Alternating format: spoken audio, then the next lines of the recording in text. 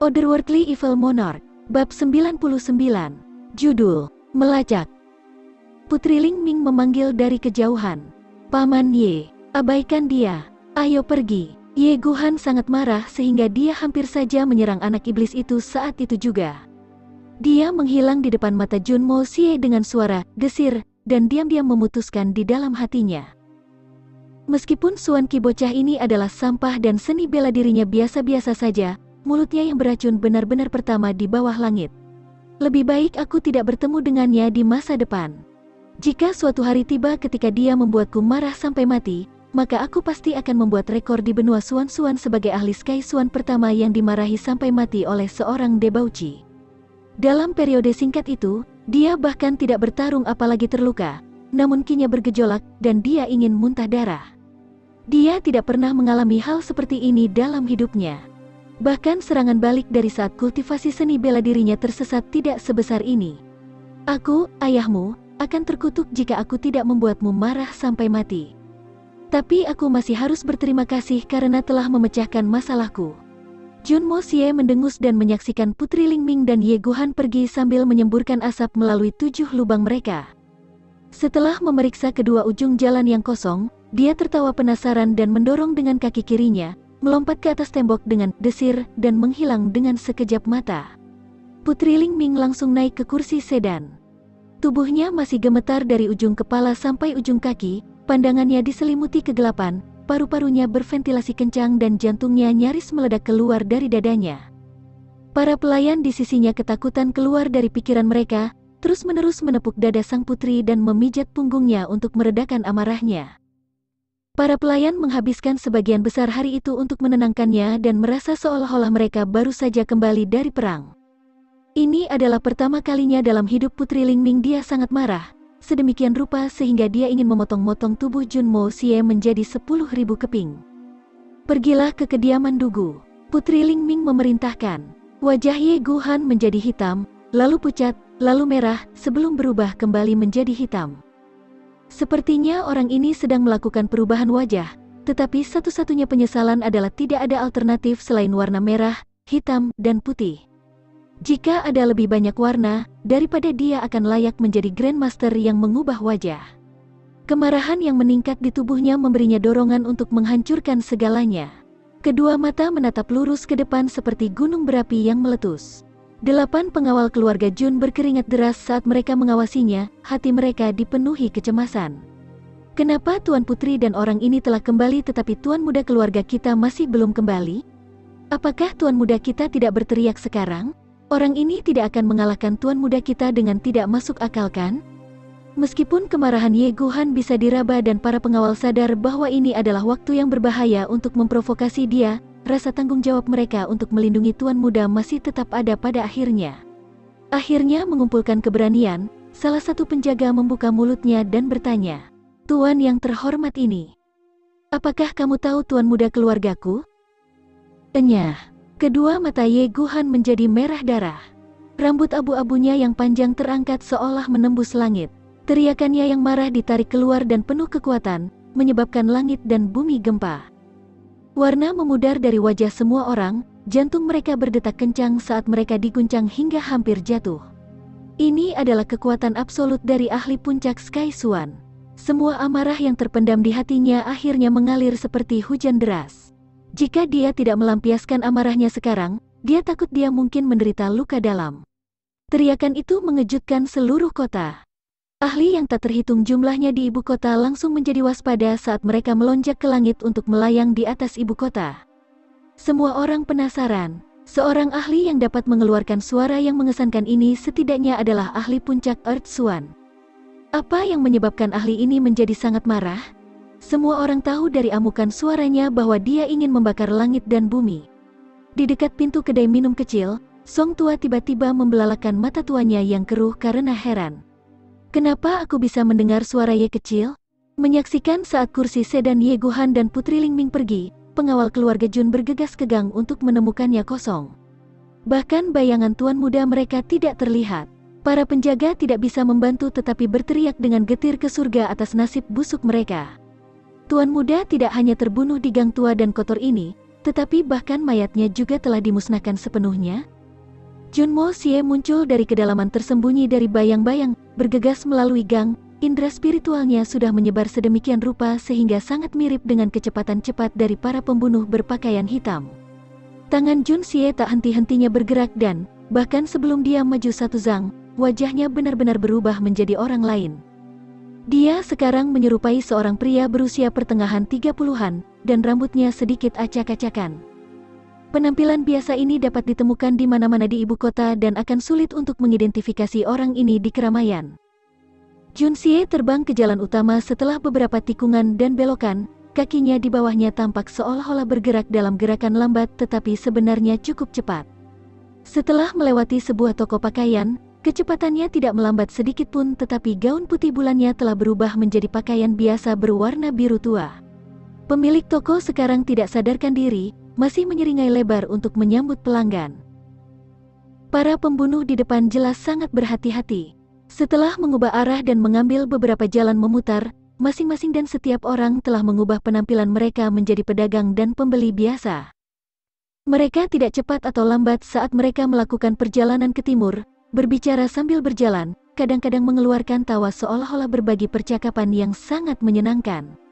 Ekspresi vulgar terlihat di ketiga wajah mereka, yang di mata orang lain terlihat seolah-olah mereka memiliki pemikiran yang menyimpang tentang wanita, seperti pelindung stereotip rumah bordil. Level kelompok pembunuh ini tidak sederhana. Jun Xie menghela nafas dalam hatinya. Memang benar bahwa di kehidupan masa lalunya, penyamaran seperti itu dipahami dengan jelas oleh para pembunuh. Tapi sekarang ada 3 orang di dunia ini yang bisa melakukannya secara alami, jadi jelas bahwa pelatihannya cukup mapan. Yang lebih mengesankan adalah bahwa ketiganya memiliki niat membunuh yang tersembunyi sehingga tidak sedikit pun yang dapat bocor. Tempat ini benar-benar memiliki bakat yang unggul. Jika bukan karena indera spiritualnya mampu mendeteksi aura yin dingin dari pihak lain, mereka hampir pasti tidak mungkin dilacak. Dengan kata lain, tidak ada orang lain yang bisa menggunakan metode pelacakan ini selain dia. Dengan cara ini, berputar-putar seolah mengejar teko, suara samar air segera terdengar dari depan, diiringi suara merdu dari alat musik gesek dan suara nyanyian wanita. Setelah aroma kosmetik wanita menjadi lebih dan lebih terkonsentrasi, tujuan para pembunuh menjadi jelas. Spirit Folklore. Junmo Xie akhirnya mengerti mengapa orang-orang ini harus melewati jalan itu. Itu adalah satu-satunya jalan yang mengarah langsung ke Danau Kabut Roh. Rute lainnya pasti akan mengarah pada jalan memutar yang panjang di sekitar danau. Tetapi jika dia ingin mengubah penampilannya, maka dia lebih suka mengambil jalan memutar ini beberapa kali lagi. Dia hampir pasti tidak akan tertangkap. Dan di sepanjang jalan, Junmo Xie sudah mengganti pakaiannya 3 kali dan bahkan mengubah tinggi dan tipe tubuhnya 3 kali. Danau Kabut Roh Kota Tianxiang adalah surga bagi semua orang. Ada keindahan surgawi di sini dalam segala bentuk dan ukuran. Selama kamu bisa membayangkannya, kamu pasti akan menemukannya di sini. Para pengunjung bisa dengan sembrono memasuki salah satu dari banyak paviliun atau menginjakan kaki di atas perahu pesiar yang didekorasi dengan meriah. Apapun yang kamu pikirkan, kamu dapat mencobanya. Apapun yang kamu inginkan dapat kamu lakukan. Selama kamu memiliki cukup uang, kamu dapat melakukan apapun yang kamu suka tanpa khawatir. Tetapi jika kamu tidak punya uang, maka sebaiknya kamu pergi saja. Bahkan pengawal tua dan bahkan lebih tua seberat Tang Yuan tidak akan membiarkan kamu melihat. Dunia ini secara alami memiliki banyak dongeng. Cendekiawan berbakat dan gadis cantik, pendamping yang jatuh cinta, sumpah pernikahan tanpa persetujuan orang tua, bagaimana cinta akan menemukan jalan, dan sebagainya. Tapi dongeng, bagaimanapun juga, hanyalah dongeng. Dongeng selalu memiliki akhir yang bahagia, tetapi sayangnya, hidup bisa menjadi sangat kejam. Banyak cendekiawan yang malang dan sia-sia, yang menganggap diri mereka tampan dan berbakat, telah menunjukkan penampilan intelektual yang luar biasa untuk datang ke sini dalam upaya menciptakan kisah dongeng mereka sendiri. Mereka telah mengantisipasi bahwa kecantikan ilahi akan jatuh cinta pada mereka pada pandangan pertama, dan bagaimana pesona dan bakat mereka akan memungkinkan mereka untuk hidup dari penghasilan para pengawal ini. Sayangnya, mereka semua telah dibuang tanpa perasaan berturut-turut setelah hanya bisa mengeluarkan sedikit koin tembaga dari saku mereka. Beberapa bahkan dilempar ke Danau Kabut Roh dan tenggelam setengah mati. Kemalangan mereka mengingatkan mereka bahwa dongeng memang menarik, Tetapi tanpa cukup uang di saku mereka, kamu hanya akan membuang hidup kamu dan mati dengan cara yang bodoh, tidak berarti, dan memalukan. Pikirkan tentang tempat seperti apa bordil lokal itu. Pendamping tidak berbicara tentang cinta dan debauchi hanya berbicara tentang omong kosong. Dan rumah bordil adalah tempat yang penuh dengan bekas. Pria mana yang akan mengunjungi tempat seperti ini dan setuju untuk tetap suci jika istrinya tidak ada di kamar? Berpura-pura memiliki niat murni di rumah bordil itu seperti memberikan sertifikat pencapaian kepada pendampingnya. Betapa menjijikkan dan menggurui. Bagi wanita yang terbiasa melihat yang paling buruk pada manusia, bagaimana mungkin mereka tidak melihat kepura-puraan setengah-setengah terpelajar dan berbudaya untuk apa sebenarnya itu? Hanya ada sedikit pria baik seperti di dongeng.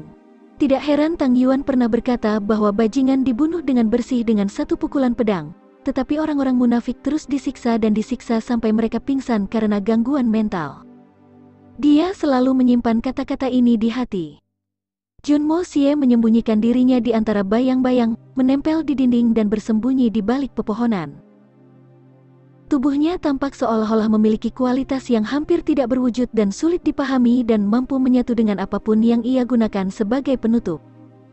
Tidak ada pejalan kaki di sepanjang jalan yang memperhatikan kehadirannya, belum lagi 3 pembunuh yang dia ikuti. Tapi melihat ketiga pria di depan, mendominasi pikiran mereka, tetapi mereka tetap mempertahankan penampilan pria yang sempurna. Orang kaya baru ini memasuki sebuah bangunan mewah di bagian luar Danau Kabut Roh, Paviliun Nichang. Setelah pesta berlangsung, perahu wisata di dekatnya mulai mendayung perlahan sebelum berhenti di perairan dekat Paviliun Nichang. Junmo Xie tercengang dengan apa yang dilihatnya. Selain jurumudi di luar, secara mengejutkan tidak ada orang lain di Acu Point. Sepertinya itu hanya menunggunya. Situasi ini tampak agak aneh. Terlebih lagi, orang-orang yang naik Acu Point tetap berada di sisi lain Aku Point. Bukankah ini terlalu bagus untuk menjadi kenyataan? Junmo Xie menggertakkan giginya. Ayo bertaruh. Hembusan angin tiba-tiba naik. Di tengah rumpun buluh, sepotong buluh terlepas sebelum perlahan terbawa arus ke permukaan danau. Sedikit kualitas seperti mimpi mengiringi datangnya matahari terbenam, membentuk pemandangan yang luar biasa. Junmo Xie berencana memanfaatkan alang-alang yang melayang ini. Seluruh tubuhnya tampak menyatu dengan mudah ke dalam rumpun alang-alang di sisi danau dan segera datang dalam selusin zang perahu. Tersembunyi di balik pohon willow yang lebat di pantai, dia mematahkan 2 batang buluh untuk dipegang di tangannya dan menyelinap tanpa suara ke dalam air. Gerakannya di air seringan buluh sehingga dia tidak menimbulkan riak sedikit pun. Sebenarnya, dia baru saja mencapai level gerakan ini setelah berlatih keras. Jika sudah 2 minggu sebelumnya, dia tidak akan bisa bergerak dengan cara ini.